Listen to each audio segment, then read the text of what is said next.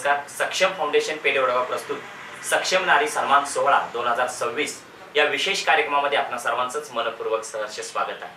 मंडळी, आपल्या आजूबाजूला अशी काही माणसं असतात जी खडतर प्रवासातून जगत असतात, पण त्यांच्या आतमध्ये असणारी प्रेरणा मात्र त्यांना एका वेगळ्या उंचीवर घेऊन जात असते. ती प्रेरणा घेऊन स्वतःही सक्षम बनतात आणि इतरांनाही सक्षम बनवतात.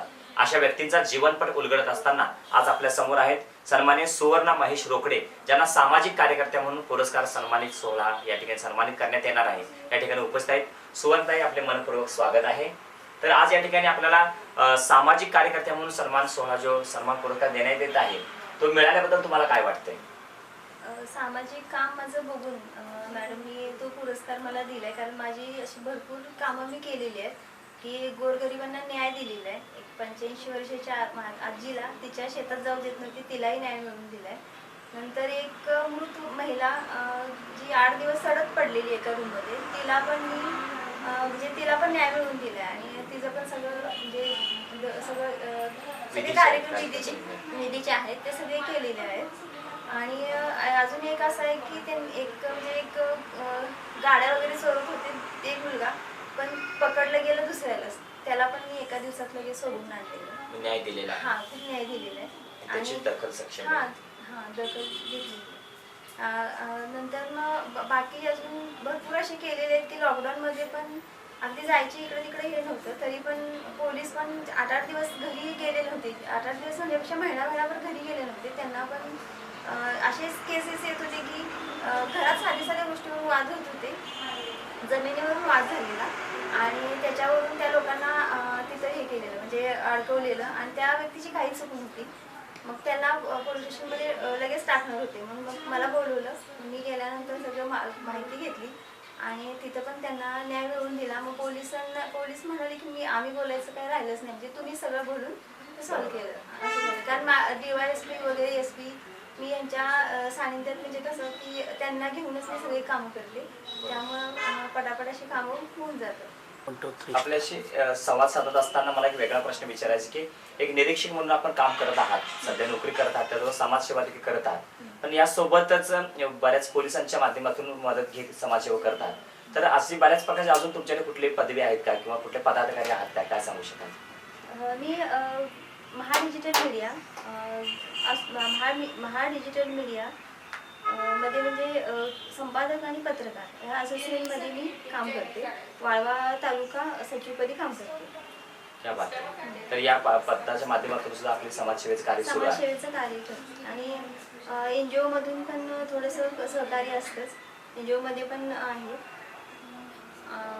अखिल भारतीय मानवाधिकार याच्यामधून पण मी काम करते. म्हणजे कसं आहे की एक 3 अशी पदं आहेत, पण त्याच्यामध्ये एकत्रच होऊन काम करत असते. त्यामुळं पोलीस स्टेशनला असं अगदी माहिती आहे की मी म्हणजे काय करते, मानव माहिती अधिकारांमधून पण मी म्हणजे माहितीचे अधिकार मागवणे, नाही दिलं तर त्यांना दंड बसतो वगैरे, अशा प्रकारचे मी अधिकार मागवते तुमच्याकडे, लेटर पाठवून मागवते. थँक्यू. बरोबर. सध्या हाच प्रवास आहे तुमचा आता चालू आहे? हा करतच आमच्या कसं कर्जचे जनहित सेवा संस्थेमध्ये मी काम करते. यशवंत विठ्ठल पवार माऊली, आम्ही माऊली म्हणतो त्यांना, त्यांच्याकडूनच त्यांनी आम्हाला सांगताना सांगितलं की आपलं घर बघून, घर संसार बघूनच आपण पुढं काम करायचे. घर संसार सोडून आपण काम करायची नाहीयेत, पहिला घर संसार बघायचं मगच करायचं. आणि त्यातूनच आम्हाला जिथं अडतील, अगदी आम्ही 6 महिन्यांनी जर त्यांना कॉल केला तरी ते उचलतात, आम्हाला ते म्हणजे सहकार्य करतात. बरोबर. सक्षमला कसं जोडले गेलात तुम्ही? सक्षमला म्हणजे मी इकडं नंतर लॉकडाऊनमध्ये परत जरासं सगळं हे झालं ना, विस्कळीत झालं, आमची मेस होती ते गेली. नंतर म्हणजे कसं जरा राजकारण झालं, गेली. नंतर मग थोड्या दिवसांनी इकडं तालुकडी म्हणून आहेत, प्रल्हाद तालुकडे, ते पण आमच्या ह्याच्यात काम करत होते. आता PC आहे तिथले राधेश्याम कलेक्शनचे, ते पण आम्ही एकत्र होतो, मानव माहिती अधिकारमध्ये एकत्र काम करत होतो. आणि त्यांचे मामा आहेत एक बांबुळे, मग त्यांनी मला नेलं होतं, त्यामुळे मी जनहित संस्थेत सामील झालेले. मग त्याच्यातूनच त्यांनी तालुकडे एकदा दादांनी मला सांगितलं की आपल्याला कलेला जायचं आहे, नाही कार्यक्रमासाठी जायचं आहे रत्नागिरीकडं, नंतर जायचं आहे. मग तिथं हे महिला म्हणजे तेव्हा फक्त असं ना लेडीजच हे होत्या, सरपंच होत्या तेव्हा त्यावेळेस. मग त्या सरपंच महिलांनी कार्यक्रम ठेवलेला की कुणाकुणाला काय काय असं द्यायचं आपण, म्हणजे व्यवसाय वगैरे काय काय द्यायचे. मग त्याच्यासाठी आपल्याला बोलवले, म्हटले. मग गेलो आम्ही तिथं आणि तिथून येताना मी विषय काढला की म्हटलं आता काम नाही आहे, मिस्टरांना पण काम नाही, लॉकडाऊनमुळे सगळं काम गेले, अगदी पूर्ण परिस्थिती डाऊन झालेली. मग ते म्हणले काम मिळेल इथं, पण तुम्हाला इथं थांबावं लागेल कारण डब्याचा प्रॉब्लेम होणार आहे. मग मी थांबलो इथं. मग त्यांनीच त्यांच्या इथं राहायला जागा दिली 15 दिवस, जेवायला वगैरे त्यांच्याकडेच होतो.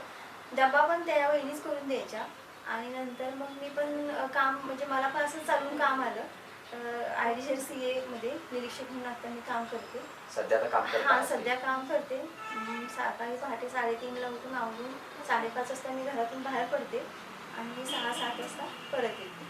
मग असं काही कंटिन्यू काम नसते ते, म्हणजे एक्झाम असते तेव्हा काम असते तेव्हाच असते. नंतर 1-2 दिवस सुट्टी असली की त्यावेळेत मी कामं करते इकडची. बरोबर. समाजसेवेची ती चालूच असते. म्हणजे तुमचं निरीक्षणाचं जे काम आहे हां, ते काम करत करत तुम्ही समाजसेवा करता. समाजसेवा करते. बरोबर.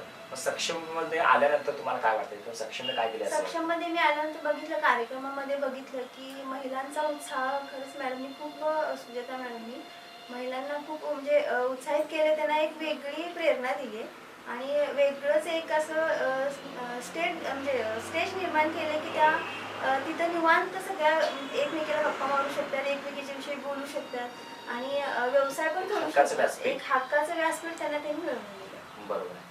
मग आता तुमच्यासारख्या समाजामध्ये अनेक महिला आहेत ज्या अशाच समस्यांनी ग्रस्त झालेल्या आहेत, किंवा ज्यांना काही भरपूर करायचं आहे पण करण्याची उमेद नाही, त्या अशा सगळ्या महिलांना एक थोडक्यामध्ये काय संदेश द्या?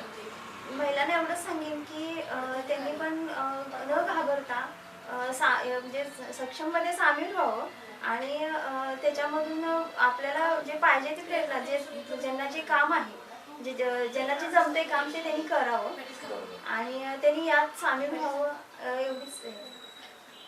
तर मंडळी, आज या ठिकाणी जे आपल्या तयारी निरीक्षक म्हणून काम बजावत आहेत आणि निरीक्षक सोबत समाजसेवा म्हणून काम करत आहेत.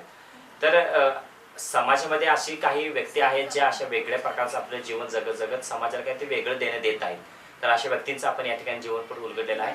तुम्ही या ठिकाणी आलात आणि आपलं मत व्यक्त केलात, आम्हाला जी प्रेरणा दिलात त्याबद्दल आम्ही आपले आभार व्यक्त करतो आणि भावी वाटचालीसाठी सुद्धा आपल्याला खूप साऱ्या शुभेच्छा देतो. धन्यवाद.